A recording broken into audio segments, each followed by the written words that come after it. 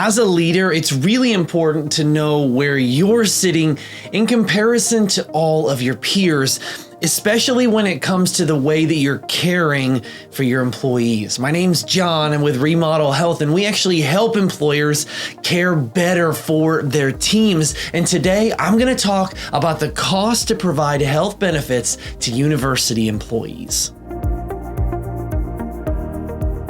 While there may be a lot of different reasons that have brought you to researching the cost of health benefits, I want to start with the cost of losing employees.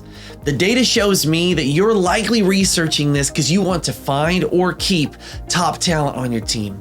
All the way back to 2018, 56% of employees say they're going to leave or stay at their current job based on benefits. And if you look over just the past couple of months, record numbers of employees are leaving old jobs for new ones for better benefits. So when you're thinking of how much you can do, how much you need to do, and then the thought of losing an employee, how much does that cost if you don't invest more toward the benefits that keep them? Well, according to the data, it will take around 6 to 9 months of salary for that position if you lose an employee.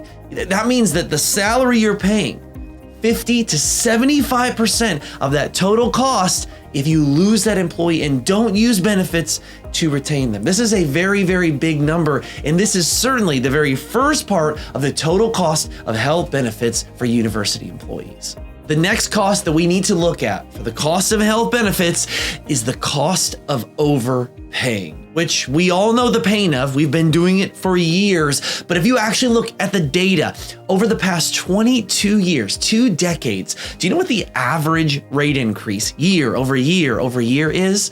12.89% per year. 12.89% cost increase on those old traditional group plans. But what I would say is even worse than that is how much that employees are getting paid more. The reality on that, if you look back over the same amount of time, only 4.89%.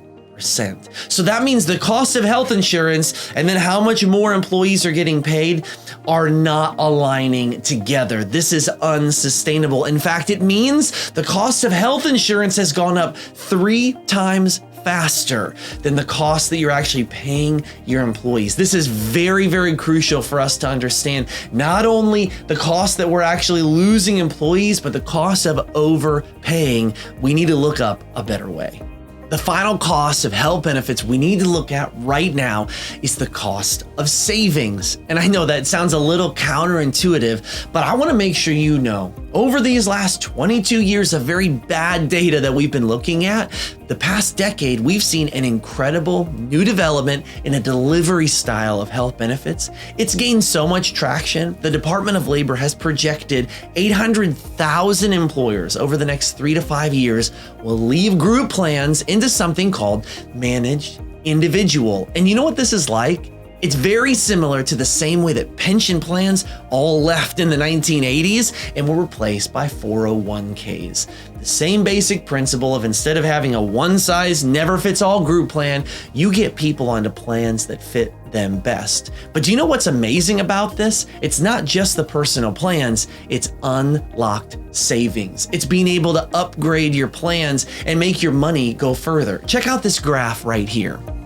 Over the past 5 years, you can see the cost of group going up, but look at the cost of individual plans. There's a lot of reasons behind this, like the law of large numbers and supply and demand, a lot of great economic principles, but now, today, we are looking at a 36% difference on the core plan, and on top of that, in case you know, this does not include subsidies. Most of your team even qualifies for more of a discount than this 36% average. This means not only can you unlock more savings, but you can actually get a better benefit for your university employees. That was a lot to unpack in a very short amount of time. And if you don't feel like you caught everything, that's okay. You're normal. And that's why I want to give you a personal invitation to my webinars. I do these regularly, and my goal is to educate you first and just help you learn of all the different law changes and opportunities for you to care better for your employees, to make sure you're giving them the best benefits so you can keep them and you're not overpaying and you can find savings. Go to remodelhealth.com/webinar. Again, this is a free registration. Feel free to share it with any of your team or any of your colleagues as well in the space. I would love to help you learn what this is all about. So again, remodelhealth.com/webinar. I'll get you everything that you need to know about the future of health benefits.